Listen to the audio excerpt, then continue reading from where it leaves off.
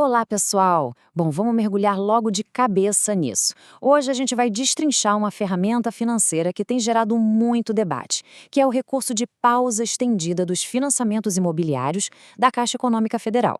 Vamos analisar de perto as regras atualizadas que estão valendo agora para o cenário de 2026.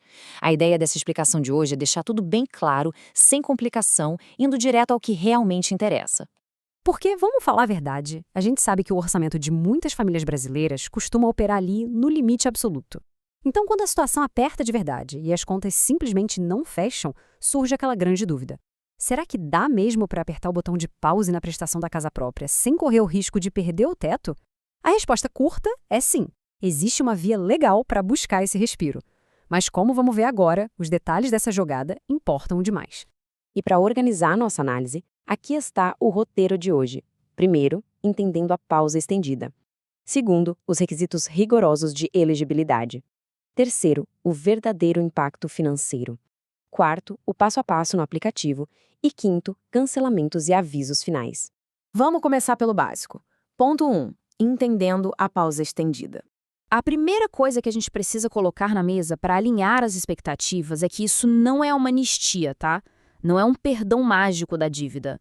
Pense nisso como um freio de emergência que funciona, na prática, como um empréstimo adicional. Durante os meses em que o pagamento fica suspenso, a instituição financeira está essencialmente bancando essas parcelas para o cliente. O valor não some no ar, ele é acumulado, recalculado e jogado lá para o futuro para ser pago. Passando para a nossa parte 2, requisitos rigorosos de elegibilidade. A Caixa tem regras que simplesmente não são negociáveis. Se um único item dessa lista não for cumprido, a opção sequer vai aparecer na tela do celular.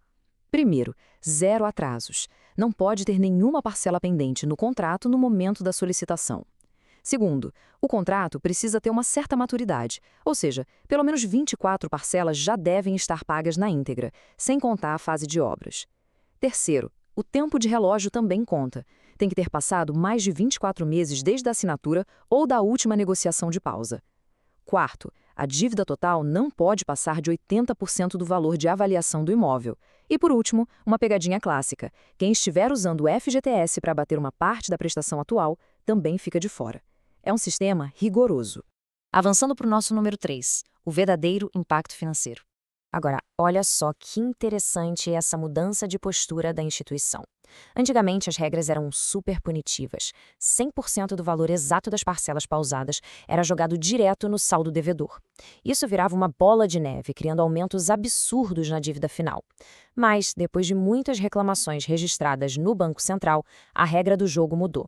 Pelas métricas ajustadas para 2026, só cerca de 50% desse montante não pago vai para o saldo final. A penalidade financeira ainda existe, é claro, mas foi cortada praticamente pela metade, o que deixa o processo muito menos agressivo para o bolso. Para a gente visualizar isso melhor, vamos olhar para esses dados de uma simulação real que extraímos da nossa fonte. Imagina um contrato com 175 meses pela frente, um saldo total perto dos R$ 62 mil e uma parcela de R$ 653.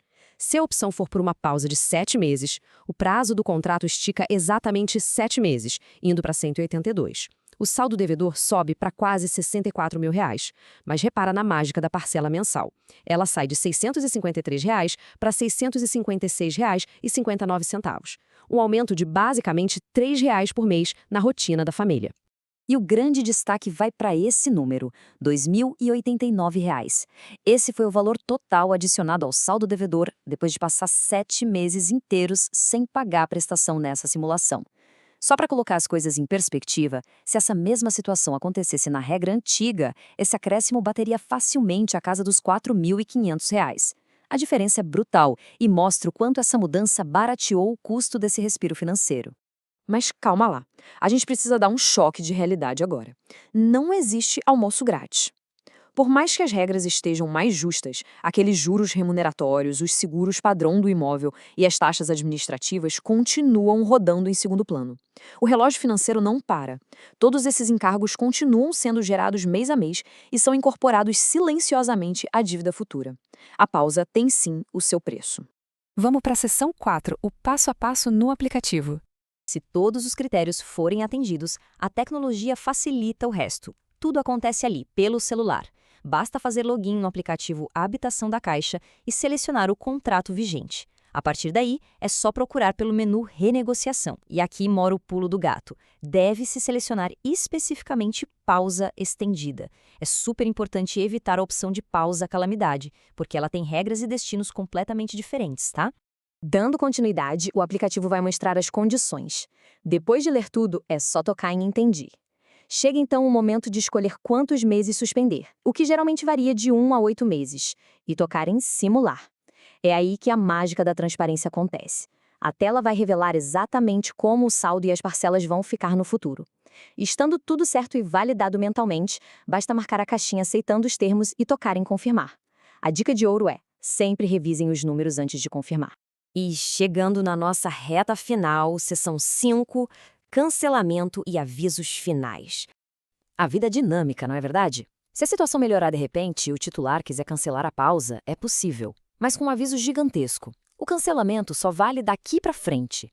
Não tem botão de desfazer para o passado. Se a pausa foi programada para 7 meses e cancelada no segundo mês, ótimo, os meses futuros voltam ao normal. Mas as taxas e o peso daqueles 2 primeiros meses que ficaram suspensos já foram permanentemente somados à dívida do empréstimo. Esses custos não voltam atrás. Isso nos traz a uma citação fundamental do material que originou essa nossa análise. Abre aspas. Só faça isso daqui se você tiver realmente uma extrema necessidade. Fecha aspas. Acho que isso resume perfeitamente o assunto. A pausa estendida não é um jeitinho esperto para sobrar dinheiro para fazer uma viagem ou trocar de carro. Ela é puramente uma âncora de segurança criada para evitar a catástrofe de uma inadimplência grave quando a água bate no pescoço. Então a gente encerra essa explicação deixando essa provocação no ar. Será que o alívio imediato no bolso desse mês consegue justificar a realidade inevitável de um financiamento que, no balanço geral, vai ficar mais longo e mais caro? A nossa ideia aqui foi traduzir esses dados todos de forma clara, para que essa balança possa ser pesada com o máximo de precisão na vida real. Muito obrigado por acompanhar mais esse mergulho no assunto e a gente se vê na próxima.